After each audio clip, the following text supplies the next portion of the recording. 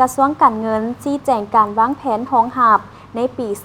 2026 เมื่อประเทศลาวเฮาจะหลุดพ้นออกจากประเทศด้อยพัฒนาซึ่งการช่วยเหลือจากต่างประเทศจะลดลงท่านสันติภาพพรหมวิหารรัฐมนตรีกระทรวงการเงินได้ขึ้นรายงานเกี่ยวกับการที่สาธารณรัฐประชาธิปไตยปัสลาวจะหลุดพ้นออกจากประเทศด้อยพัฒนาในปี 2026 ซึ่งการช่วยเหลือจากต่างประเทศจะลดลงในนั้นกระทรวงการเงินได้กำหนดมาตรการรองรับคือแนวใดโดยเฉพาะการเฮ็ดรายงานหัดกลุ่มรายจ่ายต่อกับปัญหาดังกล่าวท่านสันติภาพพรหมวิหารได้ชี้แจงว่ากระทรวงการเงินได้ค้นคว้าสร้างขอบแผนงบประมาณในระยะ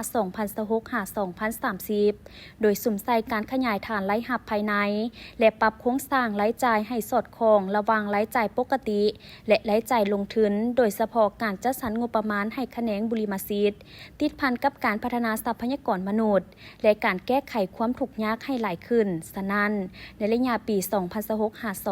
2026-2030 จะสู่เพิ่มการเก็บรายรับภายในให้บรรลุอยู่ในระดับ20-21% ของ GDP เพื่อบรรลุคาดหมายดังกล่าวกระทรวงการเงินจะสุ่มใส่จัดตั้งปฏิบัติมาตรการด้านการเงินดังนี้ 1. ด้านนิติกรรมแม้นจะสุ่มใส่สร้างและปรับปรุงบางนิติกรรมเพื่อเป็นเงื่อนไขในการขยายฐานรายรับและรายจ่ายเป็นต้นกฎหมายอากรกฎหมายสิ่งแวดล้อม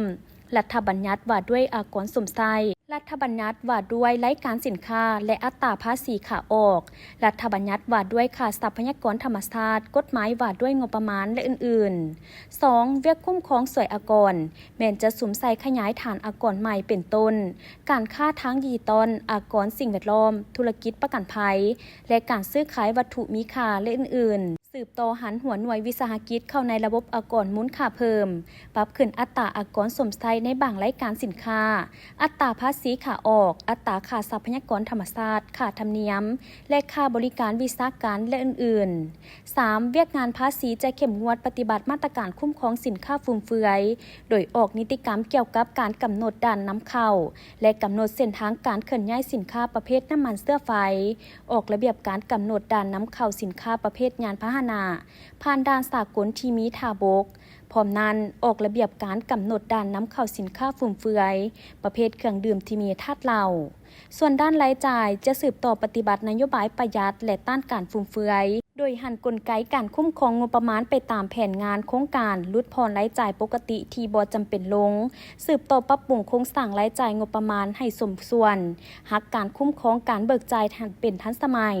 รวมศูนย์บัญชีคลังเงินแห่งชาติพัฒนาระบบจัดซื้อจัดจ้างด้วยทุนของรัฐแบบอิเล็กทรอนิกส์และสร้างฐานข้อมูลราคากลางเพื่อยกสูงประสิทธิภาพการนำใช้รายจ่ายงบประมาณ